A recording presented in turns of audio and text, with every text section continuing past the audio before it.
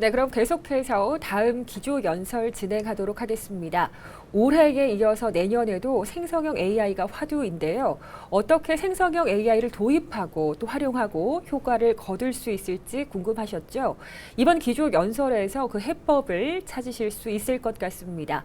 메가존 클라우드 AI 데이터 분석센터의 공혁 그룹장님으로부터 효과적인 생성형 AI 비즈니스 활용 전략에 대한 발표를 함께 청해 듣도록 하겠습니다. 인사 먼저 나누겠습니다. 그룹장님 안녕하십니까? 네, 안녕하십니까?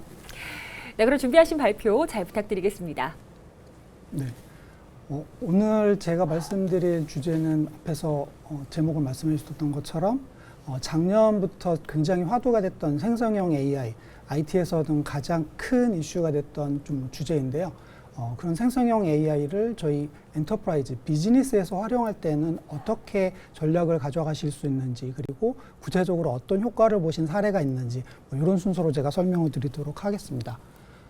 저는 앞서 소개받은 메가존 클라우드의 공혁 그룹장이고, 제가 속해 있는 부서는 AI와 데이터 분석을 주제로 전문적으로 분석하는 부서가 되겠습니다.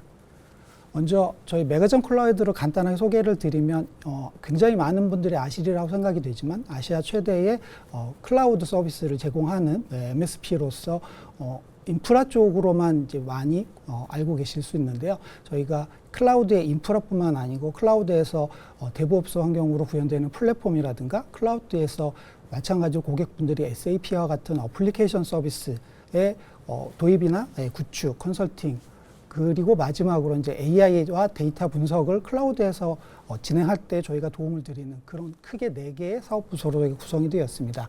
그리고 오늘을 말씀드릴 제가 속한 부서가 바로 이제 AI, ML, 그리고 생성형 AI와 같은 AI 솔루션과 컨설팅, 그리고 플랫폼에 대한 구축 서비스, 그리고 데이터 분석 플랫폼에 대한 구축 서비스와 컨설팅을 제공을 하고 있는 사업부가 있습니다. 오늘 주제에 대해서는 크게 이제 3가지 챕터로 나눠서 설명을 드릴 텐데요. 첫 번째가 생성형 AI의 트렌드, 그리고 어떻게 작년과 올해가 어떻게 좀 바뀌었는지, 어떻게 가고 있는지를 제가 좀 간단하게 설명을 드리도록 할 거고요. 두 번째 챕터가 엔터프라이즈에서 비즈니스와 연결될 때는 생성형 AI를 일반 사용자분들이 사용하시는 것처럼 활용하시기 조금 어려운 점이 있습니다. 그때 고려하셔야 될 점이 무엇인지를 제가 설명을 드리도록 할 거고요. 마지막으로 저희 메가존 클라우드에서 생성형 AI를 도입했을 때 고객분들이 어떤 효과가 있는지 그 사례와 저희가 가지고 있는 오퍼링에 대해서 설명을 드리도록 하겠습니다. 첫 번째로 생성형 AI는 작년에도 많은 이제 예측들이 있었습니다. 그래서 작년 기준으로 보면 이제 맥킨지에서는 23년도에는 약 180억 달러의 자금이 투자가 될 것이다. 그리고 블룸버그 같은 경우에서는 보시는 것처럼 이제 10년 동안 한 42% 단일 이제 어떤 그 기술 주제에서는 굉장히 획기적인 성장률을 기록을 할 것이고, 약 한 10년 동안 한 1조 3천억 달러의 자금이 투입이 돼서 굉장히 핫한 주제로서의 각광을 받을 것이다. 마지막으로 가트너의 자료에서 보시는 것처럼 생성형 AI는 전 세계 기업의 한 90% 정도가 향후 3년 이내에 관련 기술을 도입을 할 것이고, 향후 10년 동안 저희 기업에서 근무하는 사람들이 생성형 AI로 관련된 그 스마트 로봇 서비스를 한 80% 정도가 활용을 할 수 있을 것이다. 그리고 최근에 저희 그 기사에도 나섰는데요. 생성형 AI를 도입하는 그 기업들이 지출하는 비용이 작년에는 약 한 23억 달러 정도의 비용을 사용을 했다면 올해는 벌써 그거의 한 5배가 되는 138억 달러 정도의 비용이 추가로 도입이 됐다라고 되어 있습니다. 그만큼 굉장히 IT에서는 핫한 주제라고 말씀드릴 수가 있겠습니다. 그럼 가트너 기준에서의 생성형 AI 마켓을 한번 블록으로 나눠서 설명을 드리면, 제일 첫 번째가 익히 많이 알고 계시는 오픈 AI나 아니면 클로드와 같은 생성형 AI의 기본 모델, 파운데이션 모델 영역이 있고요. 이 파운데이션 모델 중에서도 파운데이션 모델을 파인튠 한다든가 아니면 기업에 특화된 어떤 그 버티컬에 대한 모델을 만드는 분야가 있을 수 있고요. 두 번째는 이를 어플리케이션에서 활용할 수 있는 영역, 그리고 세 번째가 이를 개발하거나 아니면 사용할 수 있을 때 도구로 제공하는 영역이 있고, 마지막으로 관련된 프로페셔널 서비스를 제공해서 컨설팅을 하거나 구축을 하거나 아니면 이를 관리하는 영역에 크게 한 4가지 정도의 마켓으로 나눠서 볼 수가 있습니다. 그 중에 저희 메가전 클라우드는 뭐 지금 보시는 거 하이라이트 된 것처럼 이제 기본적인 파운데이션 모델을 뭐 개발하거나 하는 영역은 저희가 투입된 분야는 아니고요. 이 모델을 활용을 해서 주로 서비스를 제공하는 쪽에 지금 보시는 전략적인 파트너들과 함께 파트너십을 이용해서 생성형 AI 시장을 계속해서 개발해 나가고 있습니다. 그래서 활용되는 트렌드도 화면에 보시는 것처럼 이제 대표적으로 가장 쉽게 접근해서 활용하고 계시는 챗봇 서비스, 그다음에 고객 접점에 서 있는 고객 분석이나 아니면 CRM 마케팅 등에 활용될 수 있는 영역이 있고, 저와 같은 이제 IT 쪽 담당하시는 분들이 가장 많이 좀 관심 있어 하시는 이제 코딩 자동화, 개발자 도구에 대한 자동화, 이런 분야로 이제 지금 활용되고 있는 트렌드가 좀 바뀌어가고 있고요. 지금 미디어나 아니면 예술 활동에 관련된 부분들은 그 중에서 특히 B2C 서비스로 많이 독립돼서 활용이 되고 있는 추세가 되겠습니다. 기술 트렌드도 마찬가지입니다. 작년에 생성형 AI 처음에 나왔을 때는 기서비스에서의 굉장히 인기가 많았던 그런 소스들이 대부분 다 파운데이션 모델이었습니다. 하지만 이 파운데이션 모델이라고 하는 것은 이 개발을 하거나 할 수 있는 대상 기업들이 이제 정해져 있기 때문에 올해도 마찬가지지만 계속해서 이 모델을 활용해서 어떻게 쓸 것이냐에 대한 그런 트렌드로 많이 바뀌어가고 있습니다. 그래서 인기 총량으로 보면은 지금 작년보다는 전체 생성형 AI의 인기 순위가 이제 한 30% 정도가 많이 올라왔고, 이 중에 대부분 한 4개 정도를 제외하고는 생성형 AI를 활용하는 소스로 많이 대체되고 있습니다. 그래서 뭐 작년부터 저희가 생성형 AI와 관련된 사업들을 계속 공격적으로 하고 있는데요. 이 작년에는 아무래도 생성형 AI가 초기 단계였기 때문에 굉장히 실험적이고 이 생성형 AI를 우리가 어떻게 활용할 수 있을지 뭐 이런 부분들에 대한 고민을 많이 하셨던 상황이었습니다. 하지만 저희 이제 메가전 클라우드는 AWS의 이제 M1 티어 파트너로서 AWS의 생성형 AI와 관련된 이제 베드락이라고 하는 서비스가 정식 오픈되기 전부터 작년부터 저희가 좀 활용을 해서 서비스를 테스트를 하고 개발을 해볼 수 있는 그런 기회가 있어서 작년부터 올해까지 좀 많은 공격적인 생성형 AI 사업을 진행을 했었는데요. 그러다 보니까 올해는 작년에는 뭐 실험을 하는 단계였다면 올해는 실질적으로 고객이 적용하실 수 있는 사업 분야에 대해서 적용을 하고 실제 고객들이 활용하실 수 있는 분야로 방향으로 계속해서 문화적으로 정착이 되고 가고 있습니다. 그래서 뭐 요 말씀드린 내용을 딱 2자로 요약하자면 작년에는 이제 뭐 초기에는 이 생성형 AI가 과연 우리 비즈니스에 어떤 영향, 어떤 도움을 줄 수 있을지를 먼저 관망하는 그런 상태였다고 하면 이 부분을 직접 고객들이 우리 회사의 조직 차원에서의 수용하고 우리 회사에서 가지고 있는 비즈니스 데이터와 같이 결합을 해서 잘 쓸 수 있도록 하는 그런 관리의 영역으로 전환이 돼야 된다. 그래서 이 관망에서 관리로 가기 위해서는 보시는 것처럼 한 3가지 정도의 접근 단계가 있는데요. 첫 번째는 문화적으로 비즈니스에 우리가 도움이 될 수 있도록 어떻게 활용할 것인지를 기업 문화적으로 한번 수용이 되는 단계가 필요할 것이고요. 이를 위해서는 아주 작지만 고객들이 성공적으로 경험을 할 수 있는 것이 굉장히 중요합니다. 그래서 저희가 주로 이제 이 부분들을 제안을 드리는 게 파일럿 시스템으로 실제 적용할 수 있는 업무에서 적용을 한번 해보시라 라고 말씀드릴 수 있습니다. 그리고 이 스몰 석세스 단계가 잘 안 차게 되면 그 다음에는 이제 전사적으로 확대되는 뭐 그런 단계로 크게 이제 3가지 정도의 단계로 관망에서 관리로 넘어가기 위한 접근 방법이 있다고 말씀드릴 수 있겠습니다. 여기까지가 저희 간단하게 생성형 AI의 트렌드에 대해서 말씀드렸다면, 이제 지금부터는 실제로 기업 비즈니스에서 어떻게 활용하실 수 있는 방안이 있는지를 저희가 경험했던 바를 토대로 좀 강조할 부분들을 말씀드리도록 하겠습니다. 뭐 앞에서 생성형 AI에 관련된 트렌드를 말씀드렸지만 저희가 봤을 때는 생성형 AI라고 하는 이 생성형 AI 모델은 가장 중요한 것이 우리가 무엇인가의 인풋을 텍스트가 됐던 이미지 또는 음성이나 뭐 차트와 같은 문서 형태가 됐던 무엇을 생성형 AI 모델에 전달을 하면 이 모델이 그것을 받아서 뭔가를 만들어냅니다. 내가 원하는 아웃풋이 텍스트 또는 뭐 보시는 것처럼 이미지 형태로도 자료가 제공이 될 수도 있겠죠.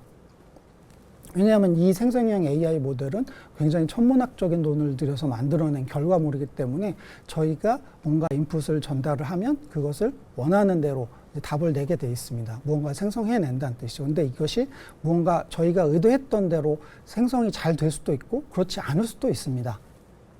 어쨌건 중요한 것은 이 생성형 AI 모델 LLM이 제가 원하는 바를 뭔가 아웃풋을 내는 데까지는 끝까지는 간다는 얘기죠. 그래서 이것을 다른 말로 하면 우리가 무언가를 제공하는 것을 얘가 인지를 하고 생성형 AI가 뭔가 답을 내는 이런 것이 중요하다는 겁니다. 그래서 이 생성을 하는 것이 이제 굉장히 좀 대부분의 사용자분들이 신기하다. 이게 굉장히 중요하다고 생각하는데 저희가 봤을 때는 이 모델이 내가 원하는 바를 전달했을 때 그 말을 잘 알아듣는다는 것, 그 텍스트 형태로 변환된 이미지도 텍스트로 이제 변환이 돼서 인지를 하게끔 되어 있죠. 어쨌건 잘 알아듣는다는 것이 훨씬 더 중요한 겁니다. 알아듣기 때문에 답을 낼 수가 있는 것이죠. 그래서 알아듣는다는 것을 다시 한번 풀어서 말씀을 드리면 이것이 인간이 말하는 것처럼 언어로서 이해를 할 수 있는 것이 이제 생성형 AI 모델이다라고 말씀드릴 수 있겠습니다. 이것이 가능한 것이 굉장히 중요한 게 우리가 다른 사람들과 협업을 할 때 언어로서 소통을 해서 같이 일을 할 수 있는 것처럼 생성형 AI 모델도 협업이 가능한 형태로 발전을 한 것이다라고 이해하는 것이 굉장히 중요한 것 같습니다. 그래서 이 생성형 AI를 다시 한번 좀 쉽게 설명을 드리면 저희가 이 원래 생긴 제가 사람이 생각하는 것처럼 뭔가 학습을 하고 추론할 수 있게끔 하는 모델을 만들자가 생성형 AI의 모델이 되겠죠. 그래서 저희가 이제 뇌 구조로 표현하는 것이 가장 이해하기가 쉬우실 것 같아서 이렇게 만들어 왔고요. 사람의 뇌는 뭐 보시는 것처럼 뭐 저도 마찬가지면 이때까지 내가 배웠던 지식과 그다음에 내가 경험했던 경험들로 이루어져 있는 그런 정보들이 쌓여 있는 게 이제 저희의 뇌가 되죠. 근데 이 생성형 AI를 일에 접목시켜서 보면 내가 가지고 있는 그간의 지식과 이런 것들로만 전부 다 답을 줄 수는 없습니다.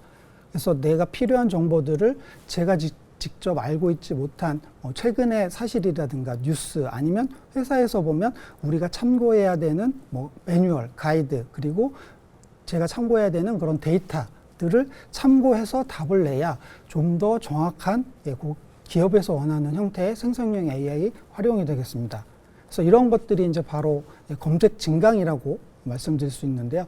이것을 라이프 사이클 기준으로만 설명을 드리면 일단은 저희 생성형 AI, LLM이 가지고 있는 것들은 좀 정보가 변화하지 않는 불변의 진리 그리고 학습의 재학습 비용이 좀 큰 그런 불변의 진리들로 이루어져 있는 정보들을 저장을 하고 있는 것이고 그 외에도 시간에 따라서 좀 바뀔 수 있거나 아니면 라이프 사이클이 좀 짧은 그런 정보들은 저희가 검색 진강의 영역에서 참조를 해야 되는 뭐 영역이라고 볼 수 있습니다. 그래서 기업에서는 생성형 AI를 볼 때 기본적으로 가지고 있는 생성형 AI의 모델 그 다음에 기업이 가지고 있는 참조할 만한 데이터들을 같이 활용을 반드시 하셔야 된다는 겁니다. 그래서 아마 대부분 요새도 유튜브나 블로그에서 이와 같은 레그와 같은 검색 진강에 대해서 굉장히 많은 자료들이 있긴 한데요. 그런 것들을 보시고 기업에 적용하려면 사실은 그렇게 쉽지는 않습니다. 왜냐하면 저희가 참조해야 되는 게 대부분 그 레그 그러면 이제 그 문서에 기반한 그런 참조 데이터 이런 것들을 얘기하는데 저희가 경험상으로 봤을 때는 이 레그라고 하는 건 참조의 대상으로 생각할 수 있는 데이터 소스는 전부 다 레그의 대상이다라고 말씀드릴 수 있겠습니다. 그 중에 가장 활용도가 좀 높을 수 있는 것이 지금 보시는 것처럼 저희가 기본적으로 가지고 있는 데이터베이스에 들어있는 정확한 정보들, 내가 필요한 정보에 가장 정확한 답을 줄 수 있는 것들은 이미 저희가 시스템으로 많이 보유할 수 있는 데이터 영역이 있죠. 이 외에도 앞에서 말씀드린 그 텍스트 기반의 그런 데이터들을 참조할 수도 있겠고, 그 다음에 이것들을 검색 증강이나 이런 것들에 저희가 필요로 해서 별도의 시멘틱 레이어에서 참조할 수 있는 모델도 분명히 할 수 있습니다. 그렇지만 지금 제가 맨 처음에 설명드린 이 데이터베이스에 들어있는 값들과 같이 정확한 데이터를 굳이 추론의 영역까지 해서 어떤 것들이 유사도나 추론에서 확률이 높은지를 보고 참조할 만한 대상은 아니기 때문에 지금 보시는 것처럼 로지컬, 텍스트 키워드, 시멘틱 레이어 이 세 가지를 전체를 다 레그의 영역으로 생각을 하시는 것이 좋을 것 같다라고 설명드릴 수 있겠습니다. 그래서 생성형 AI를 기업에서 적용하실 때 저희가 보통 이제 어프로치 하는 게 엔터프라이즈 아키텍처로 이제 접근을 하게 되는데요. 그것이 이제 보시는 것처럼 위에서부터 보시는 것처럼 저희가 뭔가 어떤 영역에 이 생성형 AI를 적용을 할 것인가를 비즈니스 아키텍처로 생각을 해볼 수 있습니다. 그래서 어떤 영역에서 각각의 해야 되는 태스크들이 무엇이 있고 그 태스크들이 실제로 일을 수행하려면 어떤 데이터들이 필요하고 그 데이터들을 어떻게 저희가 펑션과 펑션이 아닌 그런 기능으로 나눠서 프로세스를 설계를 해보고 마지막으로 해당하는 그런 영역을 저희가 기술적으로는 어떤 기술을 활용하는 것이 가장 효과적일지 이런 식으로 EA 기준으로 저희가 이 생성형 AI를 접근을 해보는 것이 이제 저희가 가지고 있는 기본적인 어프로치입니다. 이것을 좀 간단하게 설명드리면 어떤 프로세스에 생성형 AI를 적용할지를 먼저 결정을 하시고요. 인사면 인사, 아니면 우리가 가지고 있는 영업 시스템의 특정한 업무, 그리고 그 업무를 하기 위해서는 어떤 사내에 있는 우리 회사가 가지고 있는 데이터를 활용할 것인가. 사내 데이터뿐만 아니고 이제 외부 데이터도 활용할 수 있겠지만 어쨌건 그 업무 영역에서 필요한 데이터들이 어떤 것들이 있는지를 저희가 확인을 하고 그 확인된 내용을 기능과 비기능 요건으로 나누어서 흐름을 좀 설계를 한 다음에 거기에 가장 핏한 기술들이 어떤 것들이 있을지 아키텍처, 테크니컬 아키텍처 기준으로 검증을 해 나가는 이런 단계로 저희는 보통 고객분들한테 접근을 해야 된다라고 말씀을 드리고 있습니다.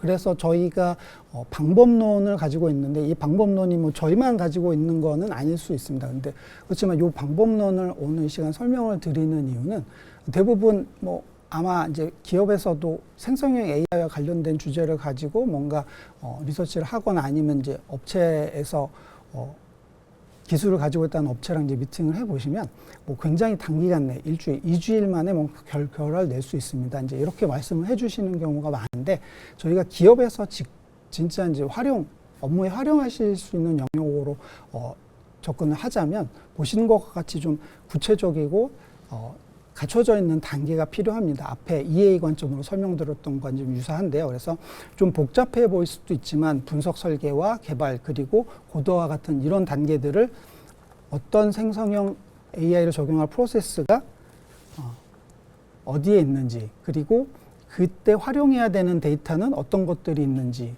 이전에 저희가 데이터 분석 프로젝트나 과제들을 할 때랑 똑같이 EDA 과정을 거쳐서 저희가 분석이 사용할 대상들에 대한 데이터에 대한 분석도 필요하고요. 그 다음에 그것들을 어떻게 요건을 나눠서 기능과 비기능 요구사항으로 이제 나눠서 저희가 활용할 수 있는지 그리고 마지막으로 그것이 가장 적절한 기술셋은 어떤 것들을 적용하면 되는지를 아키텍처 관점으로 나눠서 저희가 설계를 하고 이런 방법론으로 저희가 항상 고객들과 사례를 할 때도 프로젝트 할 때도 이 방법론을 충분히 활용해서 합니다. 그래서 저희가 가지고 있는 표준 프레임워크인데요. 이것이 저희가 가지고 있는 특별한 겁니다라고 말씀드리지는 않을 수 있을 것 같습니다. 일반적으로 저희가 대부분 다 하고 있지만 이 프레임워크는 고객분들이 적용하시려고 하는 업무, 그 다음에 프로세스, 생각하고 계신 고객사의 프로세스, 그리고 목표치에 따라서 굉장히 좀 많이 유동적으로 바뀔 수 있는 그런 프레임워크라고 생각을 하시면 됩니다. 하지만 이 내용들이 뭐 전체가 다 꼭 필요하거나 그렇지 않을 수도 있지만 이런 프레임워크를 가지고 저희는 접근을 하고 아마도 기업에서도 활용하실 때 이런 프레임워크를 염두에 두고 절차대로 진행하시는 것이 필요할 것 같습니다. 비즈니스에 적용하기에 이제 마지막 장이 되겠는데요. 요 보시는 것처럼 좀 구체적으로 적용 대상이 되는 프로세스를 먼저 정의하시는 단계가 있을 수 있고요. 이것이 뭐 기술 부서 같은 경우에 설계나 개발에 대한 업무를 할 것인지 아니면 마케팅 부서에서 대외 홍보 활동을 할 그런 업무를 처리하기 위해서 생성형 AI를 도입을 할 것을 이제 고려를 하시는 건지, 그리고 사업 관리에 가장 이제 핫한 매출이나 수익과 같은 이런 데이터를 가지고 할 것인지, 그 부서에서 하는 태스크를 그 다음에 식별을 하게 될 것이고요. 그것이 생성형 AI로는 어떤 유형으로 적용을 하는 대상이 될 것인지를 또 확인해 보실 수 있을 것 같습니다. 그래서 기술 검색 리서치 같은 것이 정보 검색, 검토 이런 형태의 적용 유형이 필요한 것인지, 아니면 뭔가 새로운 컨텐츠를 생성을 할 것인지, 아니면 뭐 일반적으로 고객분들의 현업분들의 이제 업무를 할 때 뭐 다른 생산적인 것들보다는 이제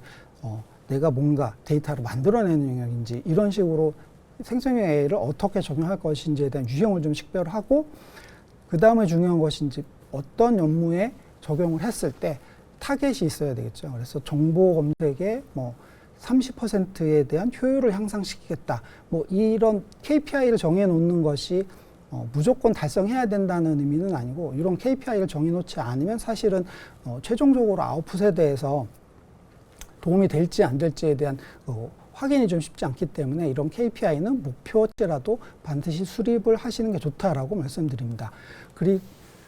그래서 이제 최종적으로는 이런 단계를 거쳐서 어떤 태스크에 어떤 유형으로 목표를 정하셨으면 앞에 말씀드린 3단계로 스몰 석세스 라고 하는 형태로 MVP를 정하시고 이것을 이제 분석하고 설계를 하고 개발하는 이 단계에서 최종 아웃풋을 한번 내고, 이것이 정말 최종적으로 적용을 할 수 있을 것인지 아니면 필요한 개선 사항이 없는지를 다시 한번 검토를 해서 고도화를 하는 이런 단계로 저희는 접근을 하시는 걸 저희가 권장을 드리고 있습니다. 마지막으로 저희가 가지고 있는 경험했던 내용들을 좀 정리를 해서 말씀을 드리려고 하는데요. 앞에 저희가 EA 관점으로 설명드렸던 것과 좀 유사한 자료 정리라고 보시면 될 것 같습니다. 어쨌건 생성형 AI를 도입을 하실 때 가장 크게 고려를 하셔야 될 것이 이제 세 가지로 나눠서 볼 수 있는데, 그 적용을 할 대상이 되는 업무에 활용하실 분들, 그리고 그 어떤 업무가 되는지. 그래서 이것을 도입을 하실 때는 앞에서 말씀드린 최종적으로 생각하는 이미지가 뭐 전사적으로 굉장히 많은 업무에 도입을 하시려고 하는 생각이 있으시더라도 처음에는 좀 필요한 업무를 정해서 적용을 해보시는 거를 저희는 권장을 드리고요. 그리고 그 적용을 했을 때 어떤 ROI가 있는지, 목표치에 달성했으면 이런 것들이 과연 얼마나 도움이 될지, 이런 것들을 한번 점검을 해보시고, 기업이 가지고 있는 데이터와 무조건 결합을 해서 활용을 하시는 게 도움이 될 거라고 생각을 합니다. 그리고 그때 활용된 데이터는 당연히 어느 정도 품질이 보장된 데이터를 활용을 하셔야 좀 고품질의 그 아웃풋이 나올 거라고 생각을 하고요. 그 다음에 이런 데이터들을 처리를 할 때 비정형 데이터를 처리하는 기술이라든가 아니면 기존의 선에서 가지고 계시는 데이터 거버넌스도 고려를 해보셔야 되고, 마지막으로 어떤 모델을 쓰고 어떤 기술 스택을 활용을 하고 아키텍처를 어떻게 갖고 갈 것인지, 이런 한 3가지 정도의 필러를 좀 반드시 머릿속에 넣고 생성형 AI를 도입을 하실 때 각각의 항목별로 적용하시려고 하는 업무와 대상들을 좀 정리를 해보시는 게 필요할 것 같습니다. 그래서 일반적으로 저희가 한 3단계 정도를 거쳐서 진화를 한다라고 말씀드릴 수 있는데, 첫 번째가 앞에 말씀드린 것처럼 이제 스몰 석세스. 생성형 AI가 가지고 올 수 있는 효과가 있을지 없을지 내가 좀 가장 퀵하게 해볼 수 있는 업무 영역에 좀 적용을 해보시고, 그리고 나서 그 스몰 석세스 경험이 굉장히 중요한 게 어떻게 하면 되는지, 도움이 되는 게 어떤 부분인지를 좀 경험을 하시고 난 다음에 그 다음에 이제 그 다른 업무와 좀 전사적으로 확장을 시키는 것이 가능합니다. 그런 경험이 없으면 도움이 되는지 안 되는지 이런 경험, 그 확신이 없게 되면 조직이랑 비즈니스에 대한 문화적인 어떤 변화도 필요한데 그런 부분들이 사실 제대로 이루어지진 않거든요. 그래서 첫 번째 스몰 석세스 이후에 전사적인 도입 단계로 넘어가고 맨 마지막 단계는 그래서 새로운 어떤 그 업무나 새로운 비즈니스의 생성형 AI를 어떻게 활용할 수 있을지를 거쳐가는 요 3단계 어프로치가 이제 가장 일반적으로 저희가 많이 설명을 드리고 실제 저희와 같이 프로젝트를 진행을 하거나 경험을 하고 있는 고객분들께서도 이런 단계를 거쳐서 진행을 하고 계십니다.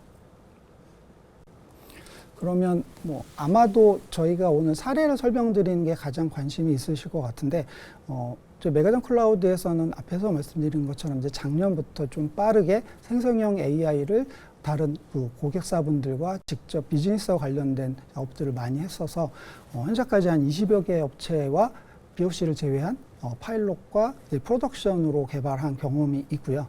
보시는 것처럼 이제 프레스에도 좀 많이 이제 알려져 있는 사례들도 좀 보유를 하고 있습니다. 그래서 적용했었던 분야는 가장 일반적으로 챗봇과 같이 문서 기반으로 챗봇 서비스, 그다음에 새로운 문서를 만들어내거나 아니면 상품 추천이나 검색에 활용을 하시거나 주로 이제 리테일 쪽이 되겠죠.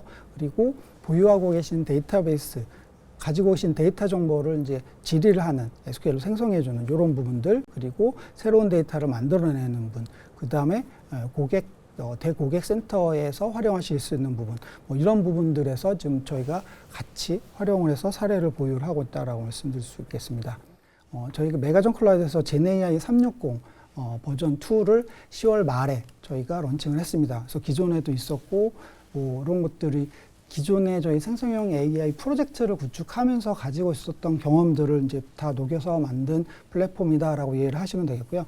이게 저희가 가지고 있는 플랫폼뿐만 아니고 관련된 생성형 AI로 할 수 있는 컨설팅 서비스, 그 다음에 앞에서 말씀드린 플랫폼, 그리고 어떻게 적용할 것인지 적용에 대한 로드맵은 저희가 기본적으로 경험했던 고객 유스 케이스를 활용을 해서 해당하는 오퍼링들을 제공을 해드리고 생성형 AI는 혼자서 공부하시기는 좀 어렵기 때문에 저희가 관련해서 실제 프로젝트가 가능한 수준으로 트레이닝을 해드리는 전문 트레이닝 그 교육 과정도 있고요. 마지막으로 생성형 AI라고 하는 이 과제가 한 번 하고 끝날 수 있는 게 아니고 반복적으로 이터레이션이 되면서 점차 고도화된다고 말씀드렸기 때문에 이런 것들을 운영할 수 있는 서비스까지 저희가 같이 제공을 해드리고 있습니다. 그래서 요 한 5가지 영역을 전반적으로 저희가 이름 붙이기 이제 제네AI 360 서비스 오퍼링이라고 해서 저희가 지금까지도 계속 하고 있고요. 실제 플랫폼 영역만 보면 아직까지는 이렇게 한 4가지 정도의 간단한 메뉴로 구성이 돼 있어서 이 플랫폼을 직접 활용을 해서 문서 기준의 이제 검색 증강이라든가 아니면 웹 서칭이라든가 가지고 계시는 그 데이터베이스의 테이블 정보에 대한 검색 증강도 해보실 수가 있고요. 이것들을 권한이 있는 사용자별로 나누어서 플랫폼에서 실제 채팅창을 통해서 일반 사용자는 사용하시고 들어갈 수 있는 정보들을 관리하는 관리자 모드도 당연히 따로 제공을 하고 있는 이런 플랫폼을 저희가 활용을 해서 앞에 말씀드렸던 한 10개 정도의 사례를 저희가 쭉 보면 지금 프로덕션으로 적용한 사례, 그러니까 파일럿에서 그 다음에 이제 진행을 하고 계신 데도 있고 실제 대고객으로 오픈하거나 아니면 사내에서 운영을 하면서 사용을 해보시는 사이트도 이제 한 6개 정도 사이트가 있고 계속해서 이 사이트는 늘어가고 있습니다. 그래서 아마도 저희 생각에는 이 생성형 AI와 관련된 사례나 경험들은 메가전 클라우드가 좀 압도적으로 좀 많이 보유하고 있지 않을까 생각이 됩니다. 그래서 결론적으로 말씀을 드리자면 생성형 AI는 트렌드이기도 하지만 실제로 업무에 적용하실 수 있는 그런 기술 스택이 됐다라고 말씀드릴 수 있겠습니다. 네, 그룹장님 좋은 발표 대단히 감사드립니다. 유익한 내용을 전해주셨습니다. 그럼 저희는 잠시 후에 발표를 다시 이어가도록 하겠습니다.